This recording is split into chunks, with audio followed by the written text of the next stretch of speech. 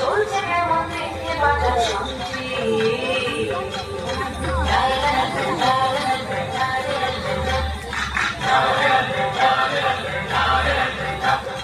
ধরে আনতে বলে সে তো বসে বেঁধে আনে কাজে যাহাবার হলো বলছি আরে গানে সে এক ভারী আজব দেশ রাজা মন্ত্রী আছেন দেশ সে এক ভারী আজব দেশ রাজা মন্ত্রী আছেন দেশ মহাবেশ বেশ বেশ মহাবেশ বেশ বেশ মহাবেশ বেশ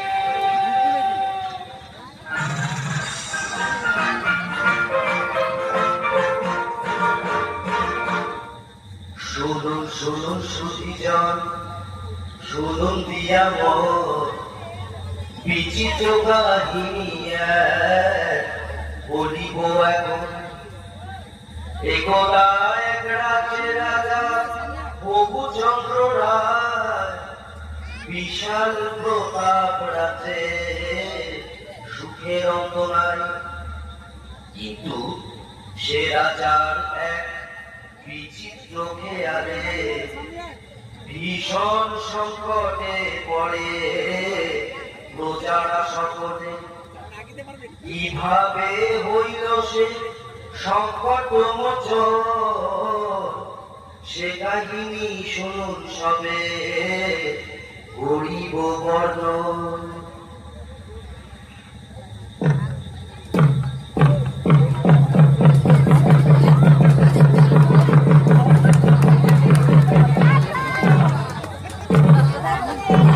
সাবধান সাবধান হুঁশিয়ার মহামহিম মহারাজা আসমুদ্র হিমাচলের একচ্ছত্র অধিপতি শ্রী শ্রী বহুচন্দ্র রায় বাহাদুর সপরিষদ রাজসভায় প্রবেশ করছে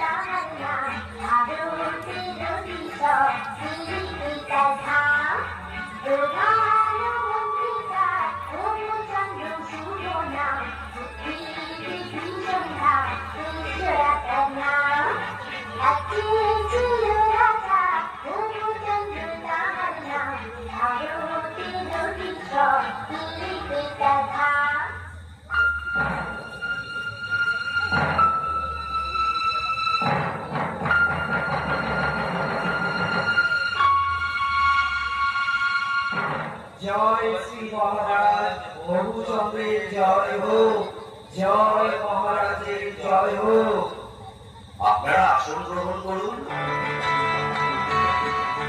মন্ত্রী রাজ্যের সকল সংবাদ ভালো তো হ্যাঁ মহারাজ সকল সংবাদই ভালো বাহ বাহ ভালো ভালো আজ রাজসভায় কি আয়োজন মন্ত্রী মহারাজ আপনার অনুমতি পেলে রাজনর্তকীরা নৃত্য পরিবেশন করবে অতি উত্তম অতি উত্তম তাহলে আর দেরি কেন মন্ত্রী শুরু হোক তবে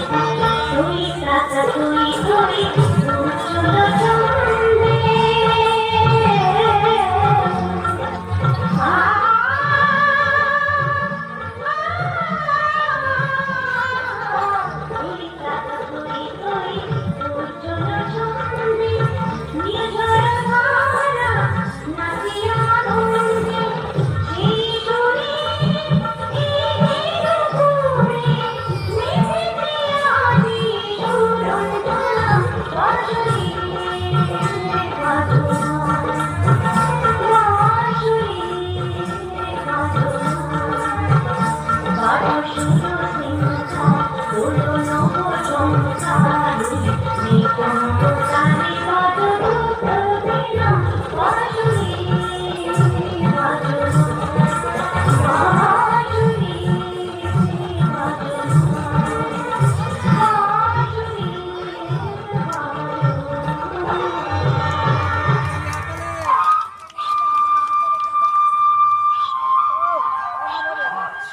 রাজামশাই কি বড় চিন্তিত মনে হচ্ছে। কি বিষয় নিয়ে আপনি এত ভাবছেন মহারাজ? রাজ্যে তো কোনো সমস্যা নেই। তাহলে আপনার চিন্তার কারণ কি? হ্যাঁ মহারাজ, আমাদের বলুন, কি নিয়ে এত ভাবছেন? আসলে একটা কথা ভেবে আমি সারা রাত ঘুমোতে পারি।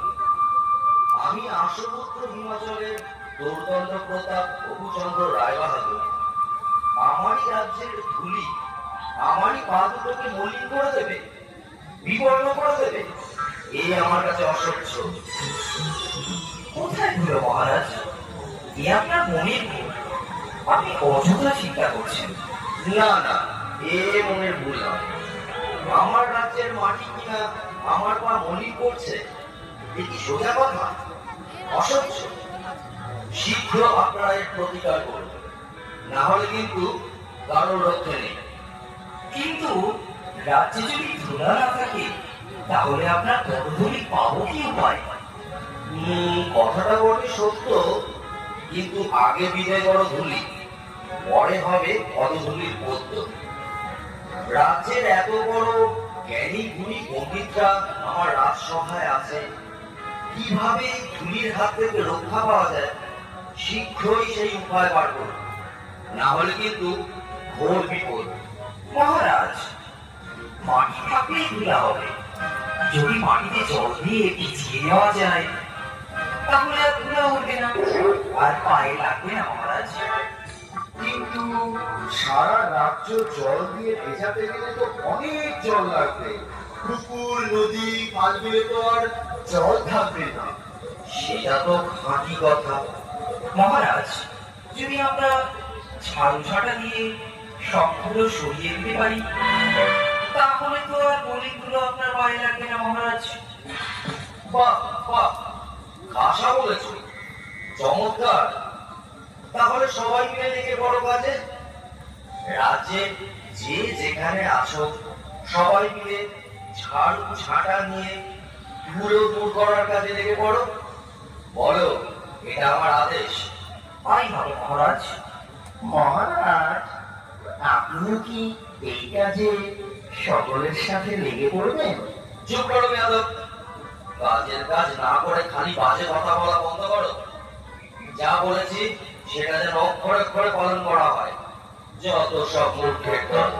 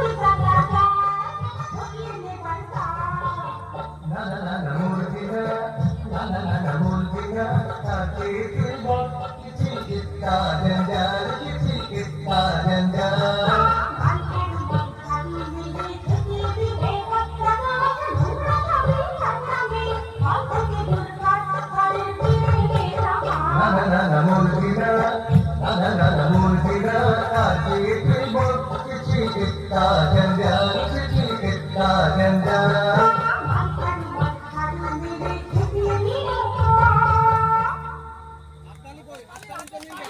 ওরে বাবারে, ওহ বাবারে, বন্ধ করো, বন্ধ করো। আর যে পারা যাচ্ছে না, কিছু দেখতে পাচ্ছি না। রাজ্যের ধুলো দূর করতে গিয়ে রাজ্য যে ধুলোয় ভরে গেল। মহামন্ত্রী, কি হচ্ছে এসব? তোমাকে কি এই জন্য এত বেতন দিয়ে পুষে রেখেছি? রাজ্যে এত জ্ঞানী গুণী পণ্ডিত থাকতে আমার রাজ্যের এ কি হাল হলো? এর একটা শীঘ্র বিধি চাই। তাহলে জল দিয়ে সব ধুলো দিয়ে ফেলা হোক, তাহলে আর ধুলো থাকবে না। আর যে পারা যাচ্ছে না, যা ভালো হয় তাই বলুন, সবাইকে জল ঢালতে আদেশ দেয়া হোক।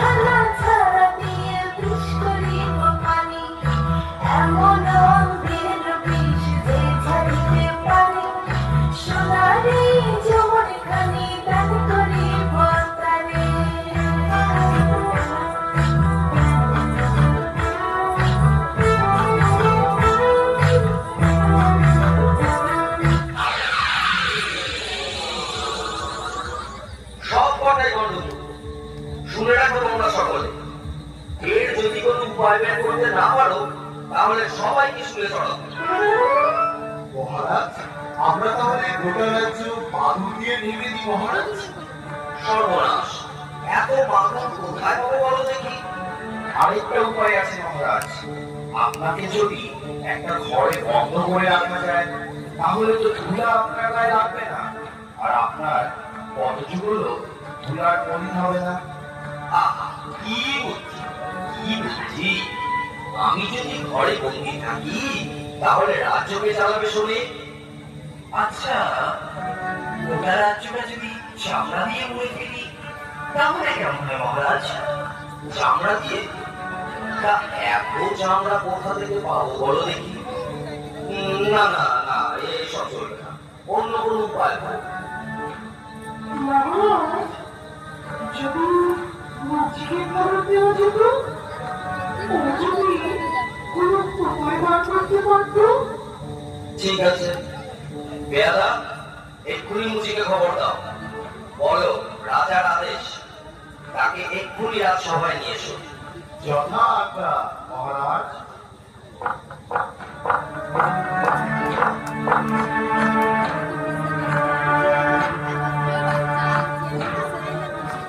কিন্তু মহারাজ, একজন সামান্য মুচিকে দিয়ে কি এই মহা সমস্যার সমাধান হবে?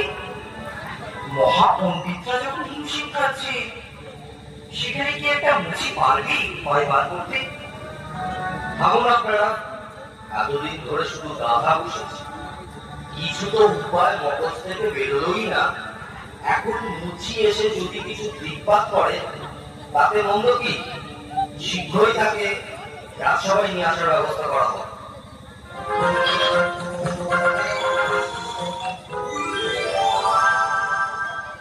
বলেন মহারাজ, কি জন্য আমার তলব করেছে? আমি কি কিছু অন্যায় করেছি? না না, সেসব কোনো ব্যাপার না। এগুলো দূর করার জন্য তো অনেক ব্যবস্থাই নেওয়া হলো। অবশেষে মহামান্য বিজ্ঞান মশাই পরামর্শ দিলেন গোটা রাজ্য চামড়া দিয়ে ঢেকে। তোমার কি মনে হয়? এই ব্যাপার মহারাজ, এই তো সহজ উপায়। এই জন্য এত কিছু করণের দরকার নাই মহারাজ। বটে, তবে শুনি সে কি উপায়? আপনি যদি আপনার চরণ দুইটা চামড়া দিয়ে ঢাইতে ফেলেন, তাহলে তো রাজ্য থাকার দরকারই পড়ে না মহারাজ। এত কি হবে শীতে? চুপ করো, যত বড় মুখ নয় তত বড় কথা। তোমায় ফুলে চড়ানো হবে। এ বুঝি ষড়যন্ত্র। আপনার পাছনে আপনি অসুস্থ হবেন মহারাজ। থামুন থামুন থামুন আপনারা সকলে। বুঝি তুমি নির্ভয় তোমার কাজ শুরু করো।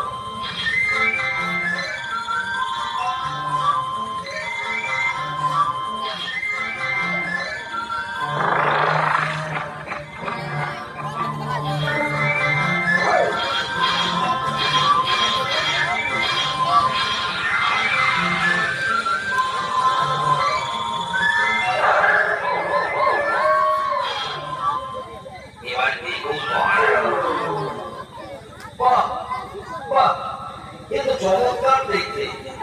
একটু সইলে দেখুন মহারাজ।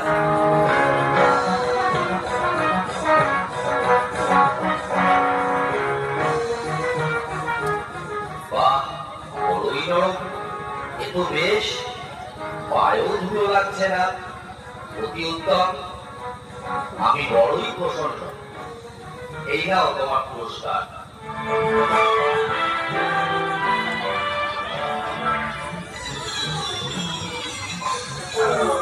জয় হোক মহারাজ রঘুচন্দ্রের জয় হোক।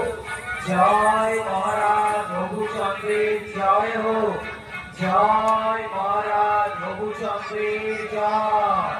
নতুন রাজা এই কথাটা অনেক বছর ধরে আমার মাথায় ছিল কথা পেয়েছিল কি করে সেই থেকে সেতে নতুন প্রচলন হলো অন্য